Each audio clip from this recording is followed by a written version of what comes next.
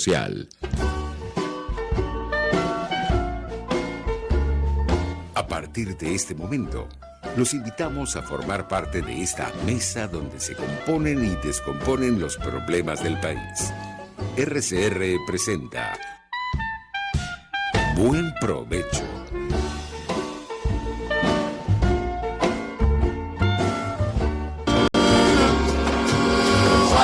La voz de la diáspora en Buen Provecho con el profesor Tomás Báez. Buenas tardes, querida audiencia global. Hoy, como todos los lunes, a esta hora del mediodía, a las 12 del mediodía, acompañándolos en su almuerzo, en su momento de descanso, a través de la emisora pionera de la radiodifusión venezolana, la emisora que se ve rcr750.com. También el programa pionero de La Voz de la Diáspora, donde se conecta a la diáspora con el mapa que todos conocemos de Venezuela y a ese mapa con su diáspora. En la dirección de la estación se encuentra Jaime Nestares, en la gerencia de producción Willy Zarcaya, en la producción Génesis Rodríguez, en los controles Gregorio González y en la conducción este servidor Tomás Báez. Antes de presentar a nuestra invitada, a nuestra distinguida invitada del día de hoy, referencia a esa cosa horrible que está ocurriendo en el Darién. Han desaparecido ya casi 80 personas. Los análisis indican, los estudios que se están haciendo en la frontera, fundamentalmente en Panamá, es que no todos tienen documento de identidad. 33% son mujeres y han salido por el tapón del Darién miles de personas y siguen haciéndolo en una selva muy complicada, muy difícil, que me hace recordar aquel texto de Arenas, el cubano que también tuvo que salir al exilio después de haber pagado cárcel por tener ideas propias. Ya eso es más que suficiente en los modelos socialistas de inspiración marxista. Decía, refiriéndose al mar, que es una especie del tapón de Darién, digamos, con tiburones, ese mar que separa a Cuba de Cayo Hueso, decía que el mar es nuestra selva. Importante lo que ocurrió la semana pasada, el reconocimiento al presidente Duque, hecho por la sociedad civil, en el que participaron personalidades, participaron organizaciones. Fue un lujo haber participado allí en reconocimiento a un gobierno que hoy es ejemplo en el mundo de lo que significa gestión de migraciones. Un gobierno que ha regularizado a más de regularizado como estrategia. Tiene 1 millón y pico de personas en el estatuto y las cifras actuales indican que hay más de 2.500.000 venezolanos, 2.450.000 venezolanos en Colombia. Y esto seguramente va a obligar a la OIM, a la Organización Internacional de Migraciones, a rectificar o a ajustar las cifras que ellos venían manejando, que era de 1.800.000. Es decir, que hay que sumarle a los 6 millones y tanto que ya tiene la OIM contemplados en sus datos, unos 700.000 personas más. Eso ya lo coloca cerca de 7 millones, lo más próximo a los datos del Observatorio de la Diáspora Venezolana, que habla de 7.200.000 venezolanos al mes de abril, y que en agosto seguramente la cifra será un poco mayor. El asesinato de la etnia indígena Yibi de varias personas en el sur del Orinoco sigue causando terror, sigue preocupando a todos los venezolanos que creemos en la libertad, que creemos en el desarrollo, que creemos en el respeto a las ideas de los otros, el respeto incluso a las minorías. Hoy tenemos como invitada a Ariane Páez Bravo. Ella es licenciada en Comunicación Social de la Universidad Central de Venezuela, es máster en diseño gráfico, también tiene un máster en administración de empresas y se desarrolla en un área de difícil comprensión para algunos de nosotros, que es la programática. Después nos explicará, si en algún momento tenemos tiempo, en qué consiste eso. Son esas cosas que aparecen cuando uno está leyendo el periódico, imágenes y aquello y lo otro, y en el marketing online.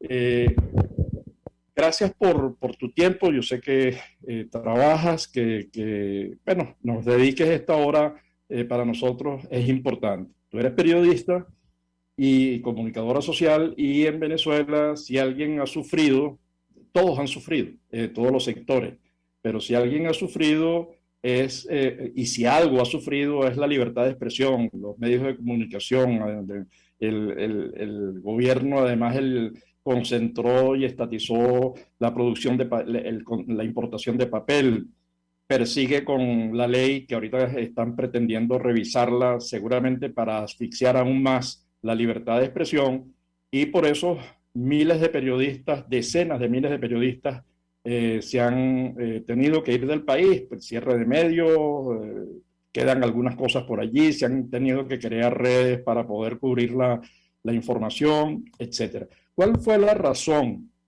que te llevó a ti a migrar? Digamos, tú tenías allí una empresa que compartías el tema de la web. ¿Qué fue lo que hizo? ¿Cuál fue el detonante que te impulsó a migrar de Venezuela? Bueno, antes que nada, muchas gracias por la invitación. Me alegra estar aquí en este programa que llevo siguiendo desde hace mucho. A ver, creo que el detonante fue una de las últimas elecciones que hubo estando yo allá, en la que, como pasó muchas veces, creíamos que habíamos ganado, o todo parecía indicar que habíamos ganado, hasta que finalmente se presentaron los resultados y se demostró que ganaba una vez más quien se encontraba en aquel momento en el poder. Y yo creo que esa fue la razón o el detonante que hizo que tomara la decisión de salir del país.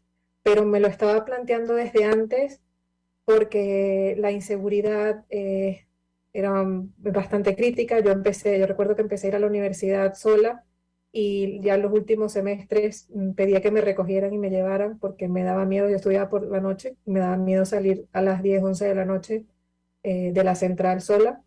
Y luego también todo el tema, pues, de la crisis que había. Recuerdo que le quería hacer el último cumpleaños de mi padre, que celebré en Venezuela.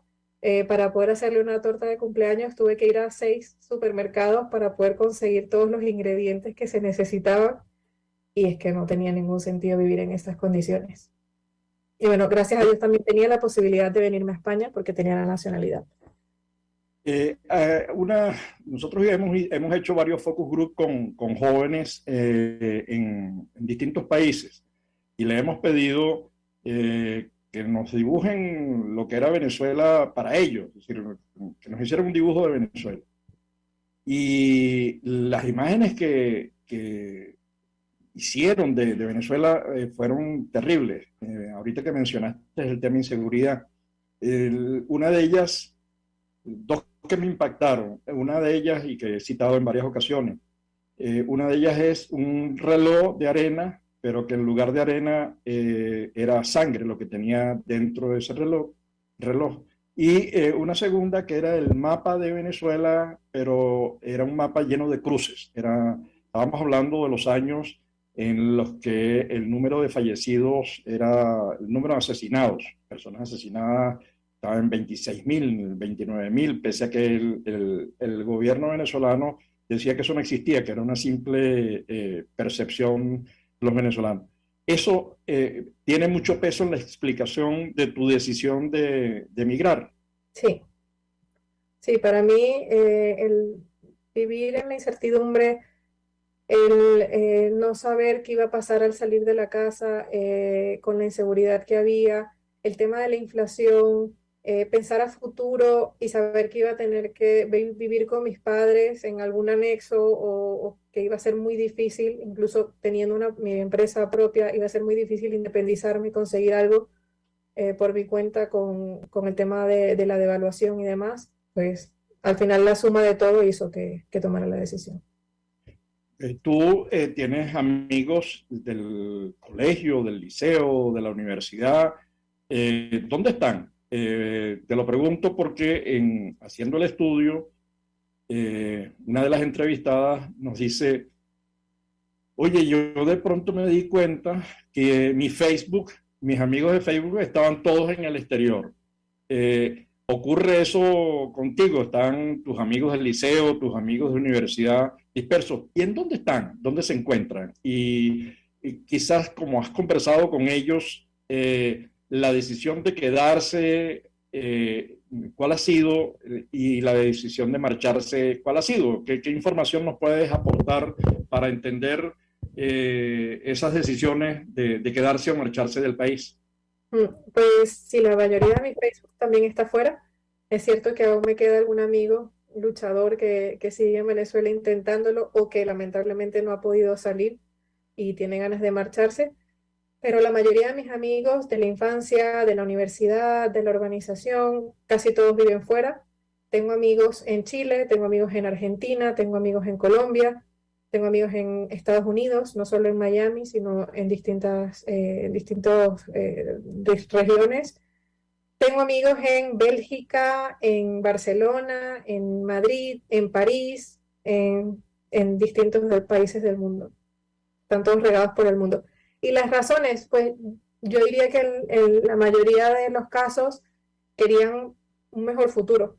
O bien por temas de inseguridad, o bien por temas de desarrollo, salidas profesionales, o incluso eso, pensar en poder independizarse y tener una vida, familia, pues tenía mucho más sentido irse. Ok, bueno, entonces hay algunos que se quedan. Tú dices que por dos razones, uno porque no han podido, pero otros porque están comprometidos. ¿Eso significa que los que están fuera no están comprometidos o sí están comprometidos? ¿O los que están fuera se despreocupan del país? ¿O cómo es eso? ¿Cuál es la relación de esos amigos, de esa juventud con la que tú compartes con Venezuela? ¿Cuál es la relación? Yo creo que hay de todo un poco. Yo creo que están los que se fueron y están o sea, no tienen ningún tipo de compromiso con el país porque se fueron muy dolidos, con mucha rabia y decidieron cortar la relación. Creo que hay mucha gente, o la mayoría, se fue queriendo y extrañando el país, pero pensando en que tenían que buscarse un camino fuera para poder seguir adelante y seguir con su vida de una mejor manera. Y esos, pues, hay quienes siguen muy comprometidos desde afuera, o bien participando en elecciones, participando de forma activa en eventos que se organicen, apoyando lo que pasa en Venezuela. Y luego están los que se fueron y para poder adaptarse también al nuevo país, a veces hay que saber desconectar, porque si te quedas todo el día pendiente de lo que está sucediendo, de lo que está pasando, pues luego es muy difícil también adaptarse al nuevo país al que llegas, que ya de por sí, cuando eres un emigrante es muy complicado empezar de cero, es muy complicado adaptarse, cada país es distinto, tiene una cultura diferente y encajar no es tan sencillo. Entonces, si sigues con la cabeza o con la idea de que tus raíces están allá, luego te va a costar mucho más empezar en ese nuevo país. Y de hecho hay gente que le ha pasado, que ha llegado a algún nuevo país con la idea de que nada va a ser igual que Venezuela es el mejor país del mundo y que no va a haber forma de que se adapte a este nuevo país, y efectivamente terminan no adaptándose y volviendo a Venezuela. La, Hay una pregunta que dos preguntas que nosotros hicimos en el estudio, en todas las herramientas que utilizamos, en los focus, en las entrevistas a profundidad, en las historias de vida, en todos los instrumentos. Y la pregunta era, ¿estás dispuesto a retornar al país? Y entonces casi que lo miraban a uno como un loco. Dice, bueno, pues si me he ido del país, ¿cómo crees tú que yo voy a estar retornando? Si me acabo de ir, ¿qué pregunta es esa? Y cuando le dijimos, pero bueno, está bien, imagínate ¿qué pasa? Como no piensas ni siquiera, dice, no, el 80% decía no quería retornar al país.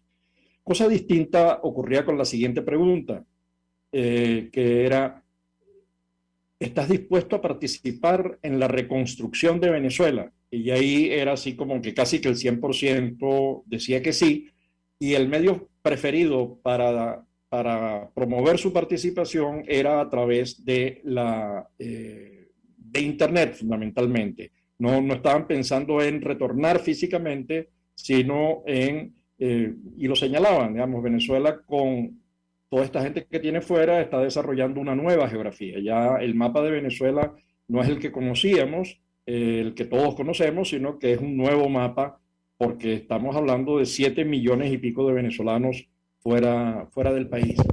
Había otra pregunta, y eso lo engarzo con la respuesta previa al inicio del programa, que es, ¿qué cosas te motivarían a retornar? Es decir, ¿qué cosas pedirías de retornar? ¿Qué cosas pedirías? Una de las cosas que nos decían siempre no era ni siquiera tener trabajo o economía, nada de eso. Nos decían que me garanticen el derecho el más importante de los derechos humanos, el derecho de propiedad más importante, que es el derecho a la vida misma, ¿no? Entonces, eh, esta pregunta de formas de participar, ¿tú has pensado, tus amigos han pensado en formas de contribuir a la reconstrucción de Venezuela? ¿Lo han pensado, le han dado vueltas? ¿O es algo de lo que no se pueden ocupar porque ustedes tienen suficiente con tratar de insertarse en la nueva realidad? A ver, es algo que he pensado en alguna ocasión, el cómo poder ayudar a reconstruir desde acá, pero es cierto que no me he sentado proactivamente a decir esto es lo que creo que haría bien. Es como tengo la idea de que sí me gustaría ayudar, y si surgiera algo, pues sería la primera interesada en colaborar, pero es cierto que de forma proactiva no he encontrado a día de hoy nada que sirva para ayudar Pero desde ahí. por ejemplo, participar en organizaciones. ¿Tú eres miembro de alguna organización que tenga que ver por ejemplo, con la defensa de la libertad de expresión o la denuncia? eh, ¿Hay Ahora, bueno, algún? No, en principio. no, Eh, ok. Llegaron a los países que los acogen, en este momento, en este caso es España, en otros es Colombia, Estados Unidos, Alemania, Chile, Argentina, como bien señalaste. ¿Cómo ha sido ese proceso de inserción? Porque siempre es difícil, digamos, sobre todo para los profesionales. Los gremios en los países de acogida, igual que los gremios en Venezuela, protegen a sus afiliados, ¿no? Los protegen a los periodistas, protegen a los médicos. Entonces, si te graduaste de médico fuera y decides retornar al país, bueno, tienes que hacer equivalencia en derecho, en cada una de las carreras, pues, ¿no? Se exige. Y esos casi feudos dificultan el proceso de inserción. ¿Cómo fue el proceso de inserción? Porque mucha gente piensa que quien migra ya tiene todo resuelto, pues que llegó, consiguió excelente trabajo, ya está ganando muchísima plata en dólares o en euros y bueno, todo bien. ¿Cómo fue? Porque sería interesante que nuestra audiencia conociera qué significa para un joven profesional con maestría insertarse en un mercado laboral nuevo, donde además no tiene redes profesionales ni personales que tiene que comenzar a construir. ¿Cómo fue eso? Cuéntanos. fue muy complicado. Yo además me vine a estudiar. Yo estudié el máster en diseño, lo hice acá, y el MBA también. Y no sabía cómo funcionaba nada a nivel cultural ni profesional en España. Yo recuerdo que mientras yo estudiaba, la gente se apuntaba para entrar a hacer prácticas como pasante en distintas empresas, ganando muy poco, y yo no entendía por qué lo hacían, hasta que terminé de estudiar y me di cuenta de que era la mejor forma de entrar en una empresa y no lo hice cuando lo pude haber hecho, que era mientras estudiaba. Y me empecé a mover, como bien dices, la red, sobre todo la red y el conocer personas es lo que te hace entrar o moverte más fácil en tu área. Aquí yo no conocía a nadie, vine a estudiar algo que tampoco se relacionaba directamente con la carrera que había hecho en Venezuela. Y conseguí, gracias a una amiga de mis padres, un trabajo vendiendo yogur en una yogurtería. Estuve ahí durante un año.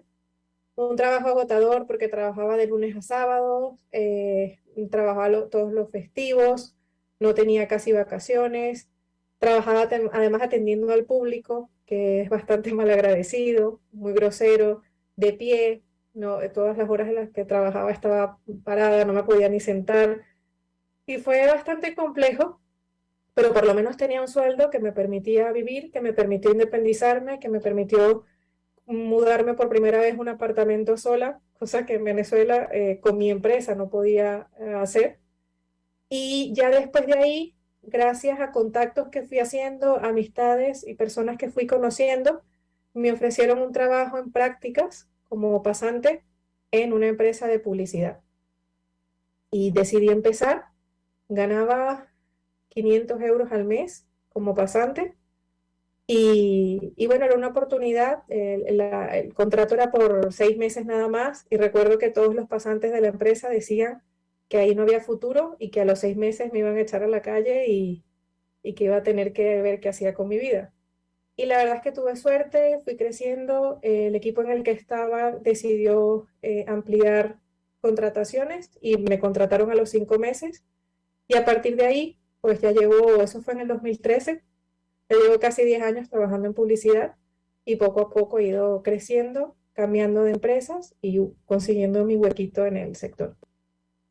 Estaba escuchándote, nosotros estamos ahora haciendo un estudio con los retornados y los familiares de los retornados, viendo historias de la gente que emigró, en este caso de España, Portugal y Colombia a Venezuela, y las que tuvieron que atravesar. Por ejemplo, una cosa que a mí me impactó mucho, un dato, es el de un migrante que vivió durante 6 meses en un Cadillac. Digamos, su habitación era la parte trasera de un Cadillac, ¿no?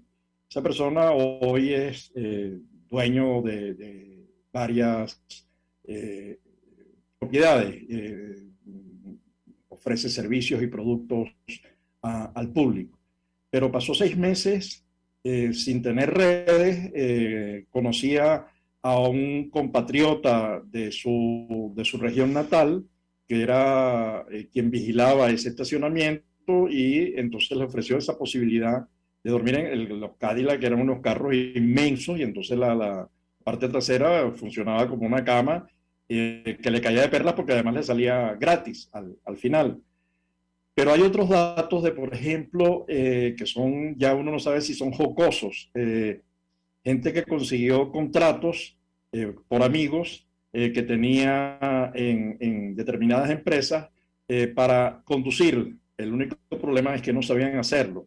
Digamos, no tenían licencia y no sabían hacerlo. Entonces, eran repartidores de productos, uno lácteo en la región de Caracas, y otro para la región todo el occidente de Venezuela, y tenía que manejar un camión y no sabía, bueno, yo creo que sabía manejar bicicleta y no estamos seguros de ello, ¿no?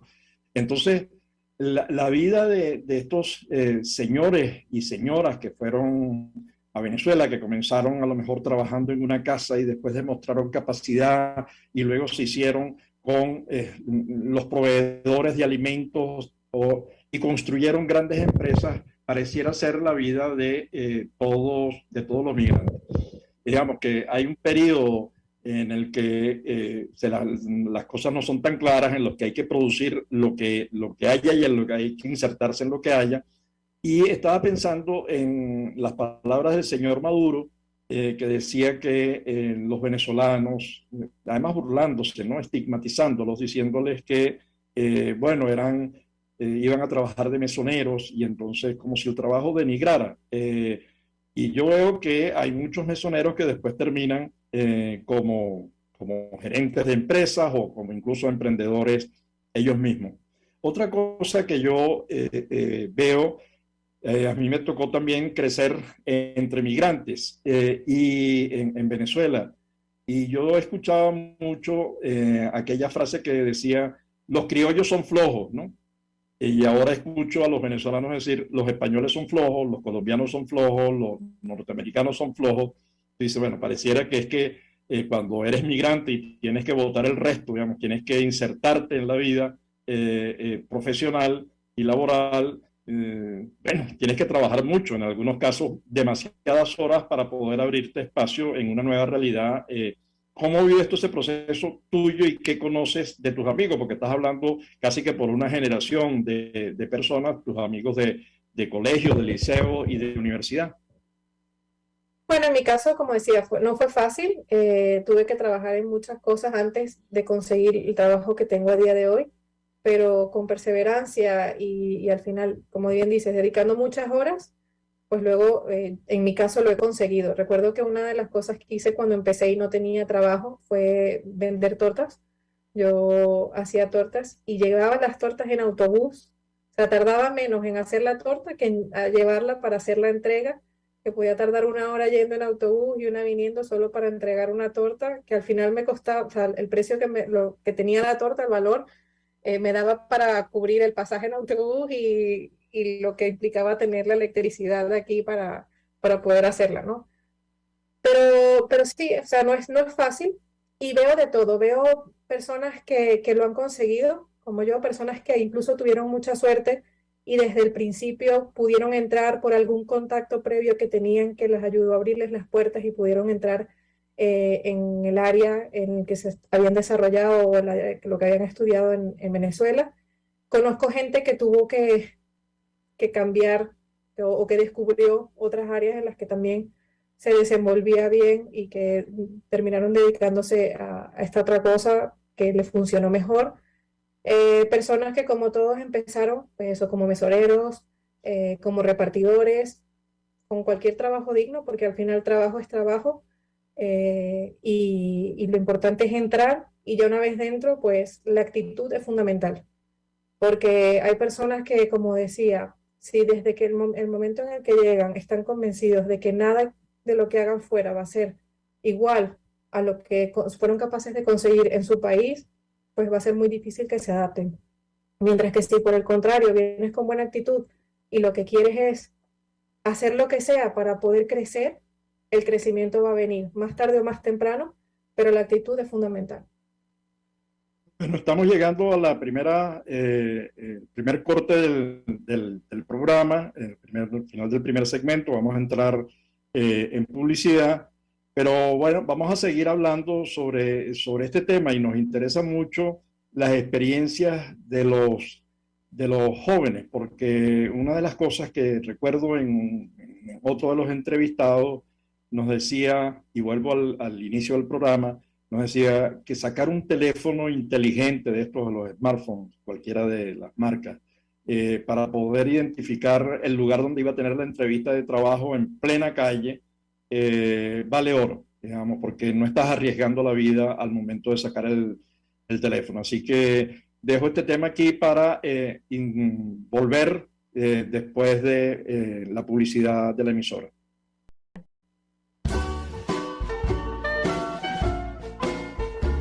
Los grandes temas se debaten en la mesa. Buen provecho por RCR 750, la radio que se ve. Y síganos en Twitter en @RCR750. Sintonícenos a través de Periscope, @RCR750, la radio que se ve.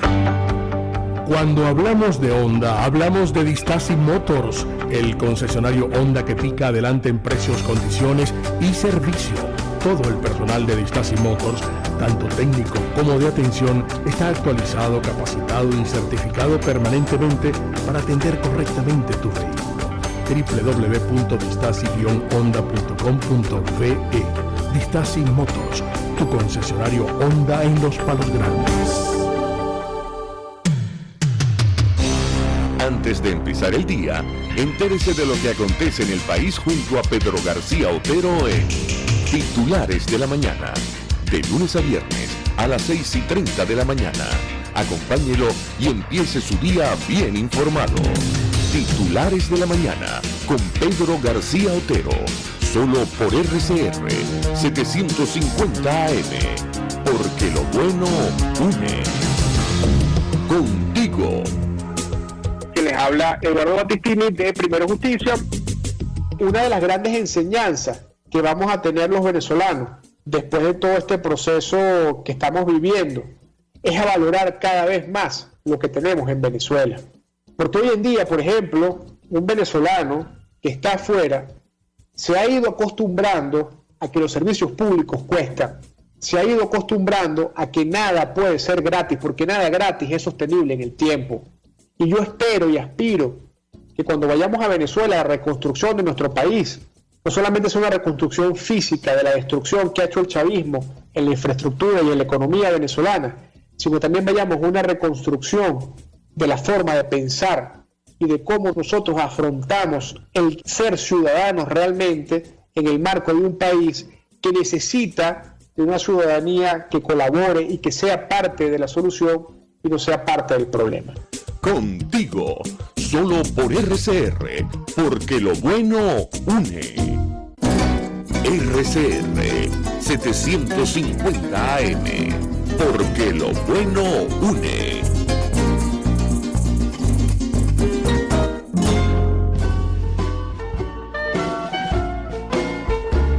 Escuchas Buen Provecho por RCR 750, la radio que se ve.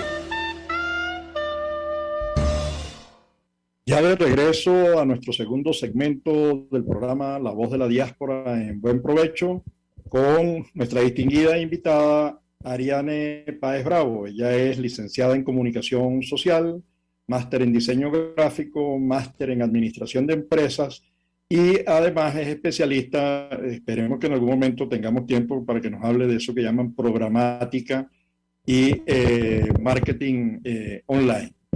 Pero antes de eso, a mí me gustaría, en el tema que estamos haciendo en la continuación del trabajo con los retornados y sus familiares y sus descendientes que vivieron en Venezuela y que hoy se encuentran en Canarias, Galicia, País Vasco, Funchal, Aveiro, o Bogotá o Barranquilla, siempre había una función que es de conexión con su país de origen, que era el envío de remesas, el envío. De hecho, uno de los ingresos importantes de Venezuela, y todavía es difícil cuantificarlo porque se tramita por varias vías, es el de las remesas que están llegando a los venezolanos y que le permite a muchas familias, afortunadamente, complementar el salario que devengan y poder, bueno, adquirir vivienda, poder adquirir alimentos, poder adquirir medicinas, incluso en algún momento sufragar gastos excepcionales en edificaciones, condominios, etcétera, etcétera, ¿no? Aunque hay algunos condominios extraños.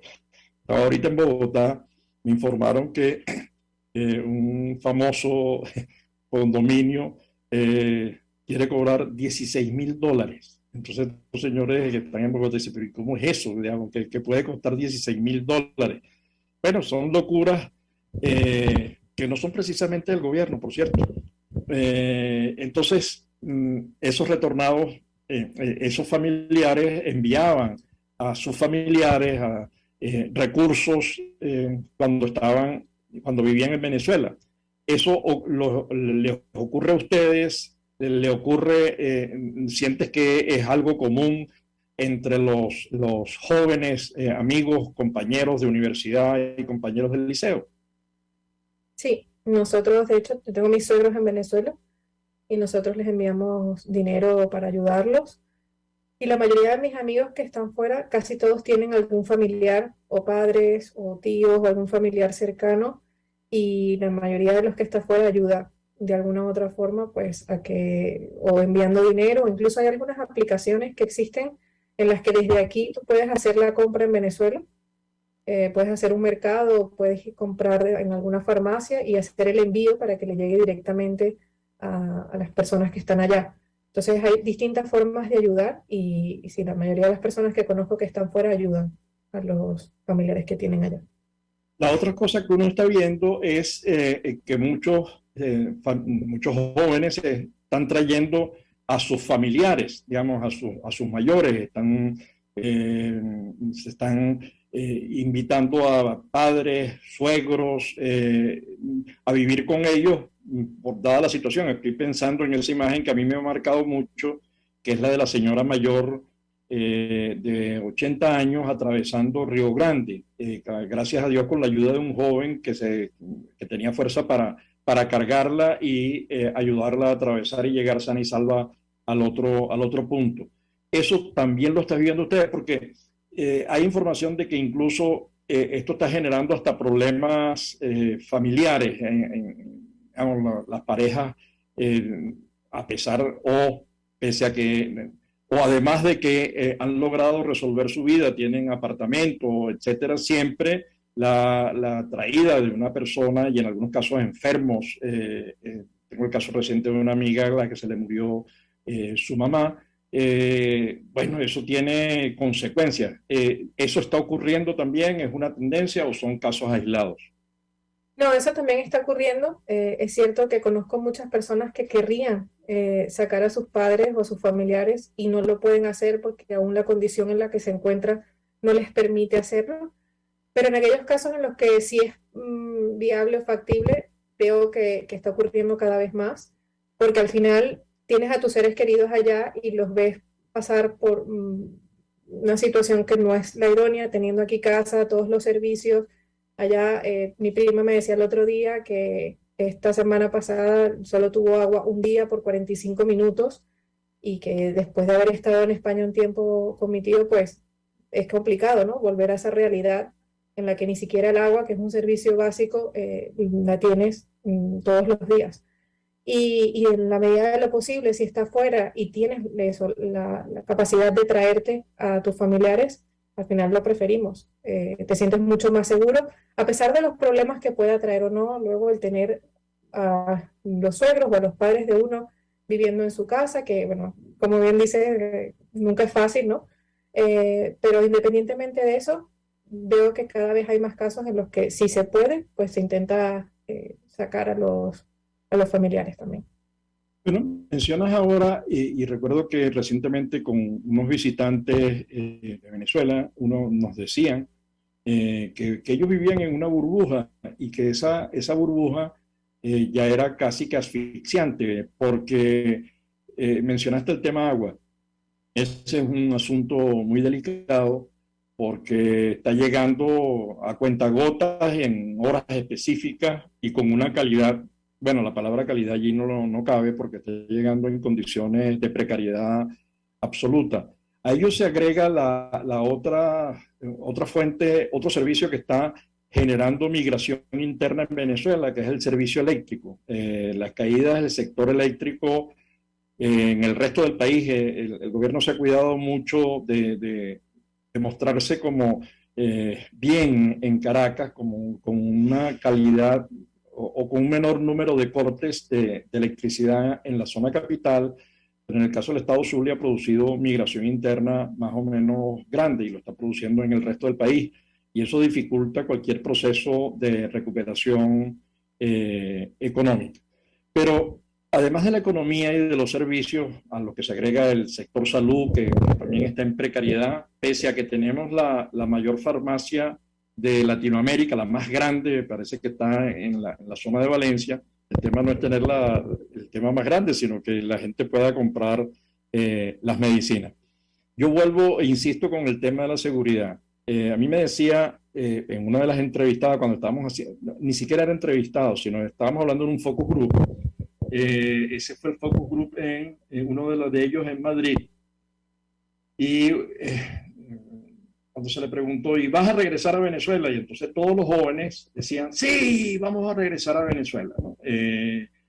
Y entonces una de las participantes del grupo dice, mira, yo me acabo de enterar que estoy en estado. y comprenderás que mi respuesta no es la misma que la de ustedes. El hecho de tener hijos marca decisiones. Estaba pensando en gente que ellos normalmente viajan, incluso viajan a sus zonas de origen, donde viven sus padres. Estoy hablando de Valle, Coche, San Bernardino, el 23 de enero, pero no se llevan a sus hijos con ellos. Digamos, ni siquiera sus hijos conocen el país de sus padres.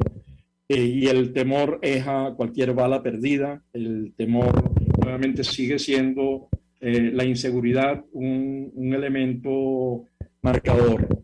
¿Cómo vives tú ese tema teniendo hijos? ¿Qué significa eso para ti? ¿Estarías dispuesta, porque Venezuela sigue conservando, pese a la destrucción a la que la han sometido en Los Roques, ahora viene la tortuga, Dios mío, vamos, Dios nos proteja, ya destruyeron el arco minero, el sur del Orinoco está no solamente físicamente, sino también a las personas que allí habitaban de manera ancestral.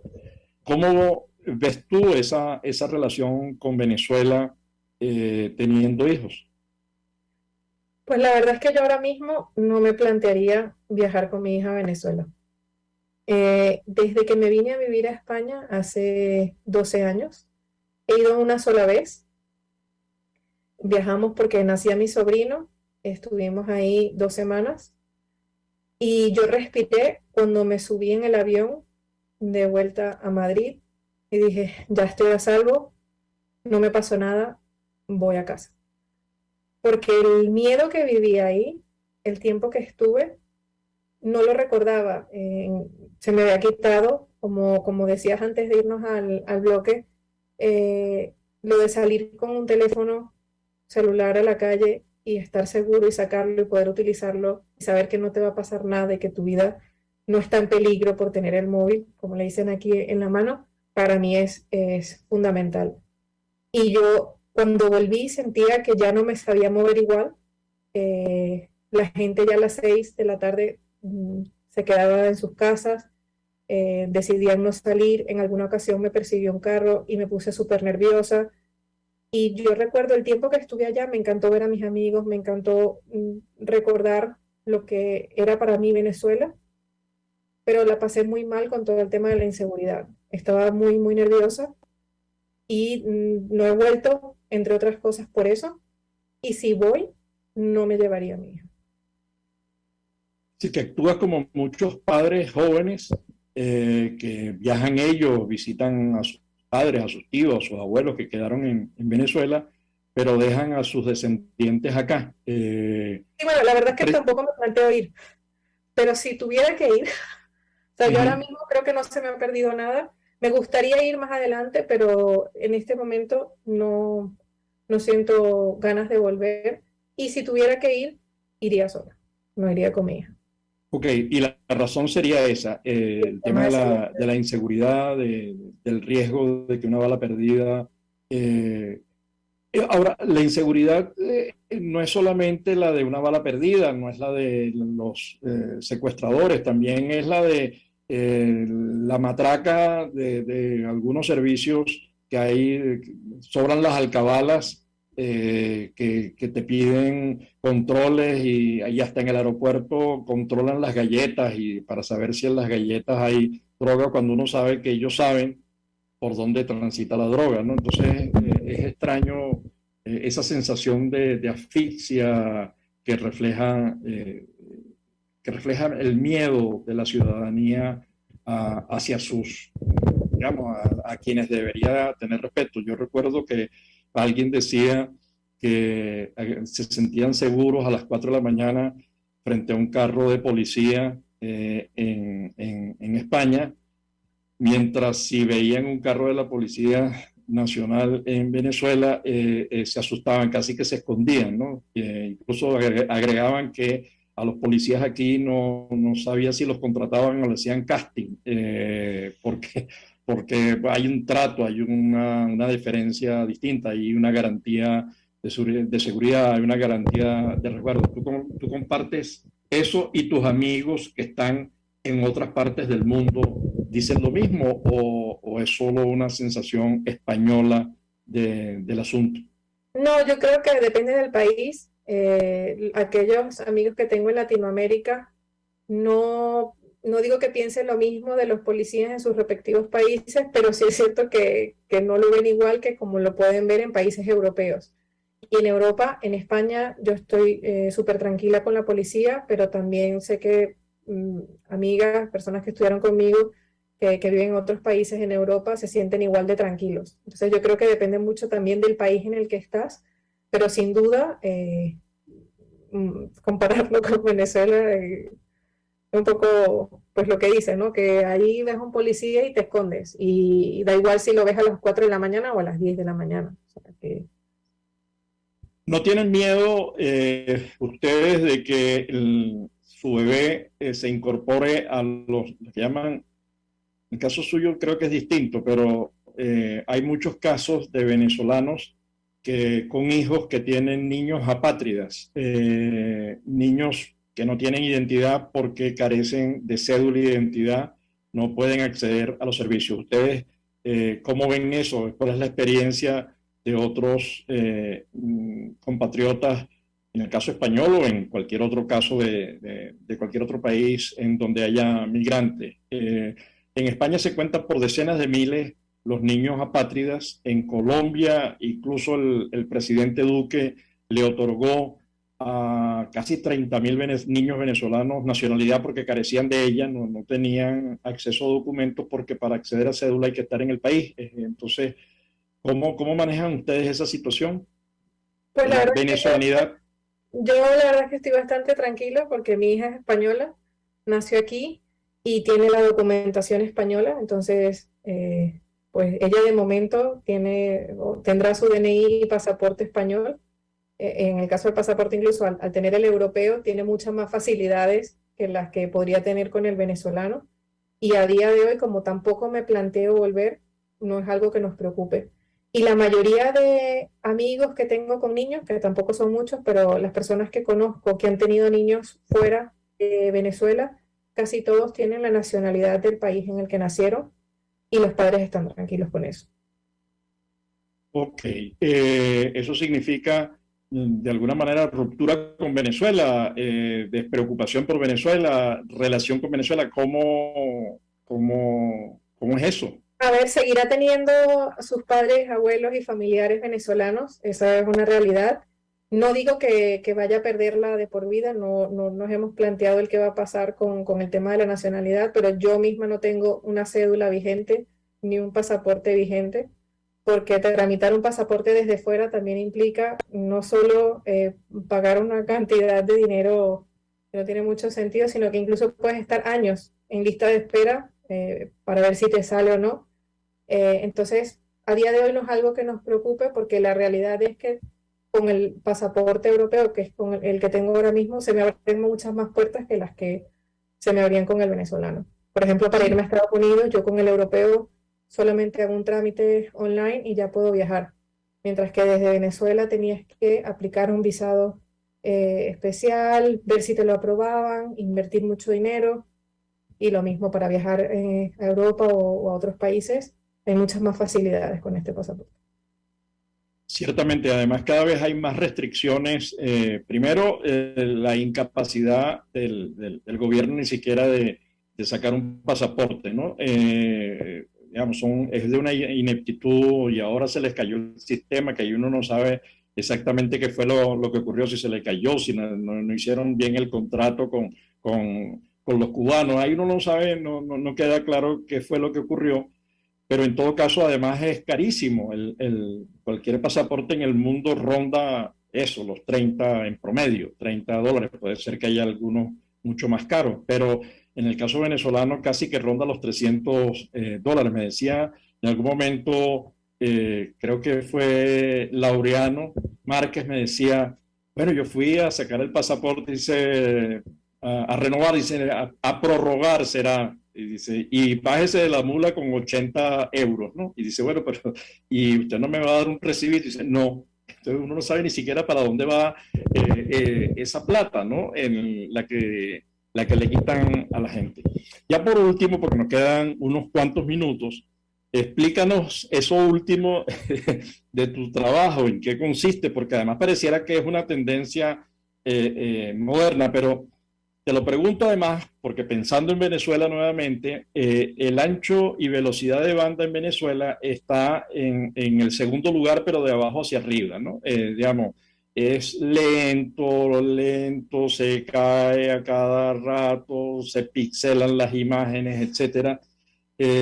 Bueno, porque no ha habido inversión, porque, bueno, estatizaron nuevamente una empresa que había resuelto muchas cosas, la volvieron a estatizar y entonces no sería fácil estar haciendo marketing online, no sería fácil estar haciendo programática o implicaría costos adicionales para servicios especiales que garanticen la continuidad de la información. ¿Qué es eso de programática y de marketing digital o marketing online? Por favor, en los últimos minutos para ver si yo logro entenderlo. Vale, voy a intentar resumirlo porque es muy complejo y como bien dices, queda poco tiempo y no sé si lo voy a poder contar bien, pero bueno, hablamos de programática, simplemente una forma automatizada de hacer la compra de medios digitales. Te pongo un ejemplo, entras en El País en la mañana, en la página del País para ver una noticia y para ver qué está pasando, y cuando empiezas a leer te salta publicidad, te sale un anuncio de Renault para que compres un carro o un anuncio de una afeitadora que está promocionando alguna marca de L'Oréal y te salta esa publicidad a ti. Pues esa compra que pudo haber hecho Renault o L'Oréal, en vez de haber llamado la agencia de medios que representa estas marcas directamente al país para negociar el precio, buscar ese espacio, hacer la reserva, pasarle la creatividad y que eso se sirviera en esa página en ese momento, se hace de forma automatizada por pujas, como la bolsa, en tiempo real. Todas las páginas, como El País, pero te hablo del país, hablo más del mundo, de YouTube, de la tele, de medios de exterior, todos los medios que están digitalizados ponen ese inventario, esos espacios publicitarios disponibles en una plataforma y todas las agencias de medios ponen las creatividades de esas campañas que quieren servir en tiempo real y se hace la compra a través de lo que se llama, o sea, tenemos el DSP del lado del cliente, el SSP del lado del medio. ¿Esas siglas qué significan? Demand Side Platform, Supply Side Platform, y todo esto sucede dentro de un Ad Exchange para hacer el intercambio de anuncios en tiempo real.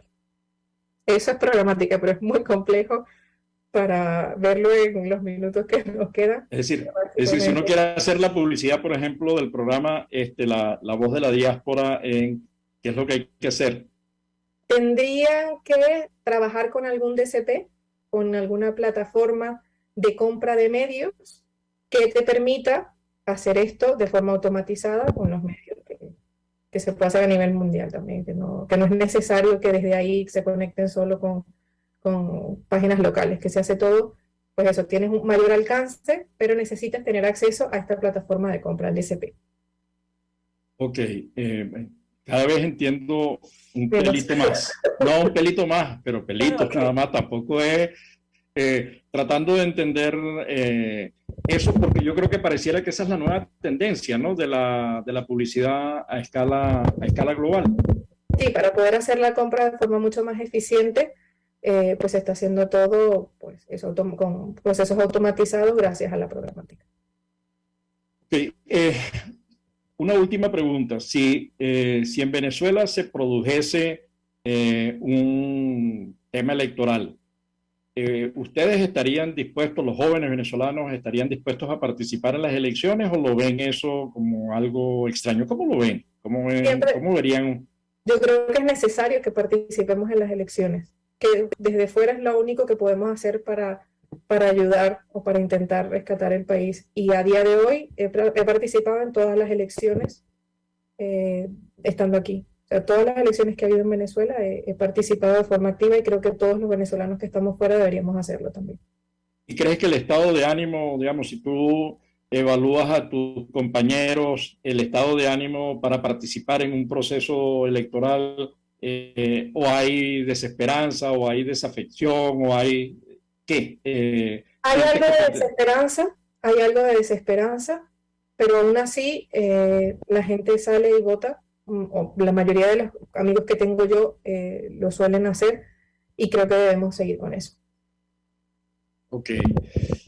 Bueno, mil gracias, Ariane, por toda esta experiencia de vida, por todas tus decisiones, la de salir del país, la de insertarte proactivamente en el mundo, en la cultura y en el trabajo, porque no es sencillo. Pero ahorita me viene ¿cuál es la diferencia? ¿Sientes que hay diferencias? Hablamos español, tenemos relaciones con España hace mucho tiempo. ¿Hay alguna diferencia cultural que tú quisieras como dimensionar entre España y Venezuela? ¿O te parece que es más o menos lo mismo? Es similar, pero hay diferencias. O sea, a día de hoy, mi hija, que tiene 2 años y medio, me está enseñando a decir ciertas palabras para que yo las entienda. Porque sobre todo a nivel de vocabulario hay muchas palabras distintas entre Venezuela y España, y al final nos tenemos que adaptar para poder formar parte de esta nueva cultura. Bueno, adaptación, integración, desarrollo, democracia, búsqueda de libertad, búsqueda de crecimiento. Bueno, cerramos este programa agradeciendo a Ariane su participación en el mismo, el tiempo dedicado. A toda nuestra querida audiencia global, que seguimos en su espacio todos los lunes a las 12 del mediodía, hora Venezuela, La Voz de la Diáspora, en buen provecho. Hasta el próximo lunes. Muchas gracias. La Voz de la Diáspora, en buen provecho, con el profesor Tomás Páez.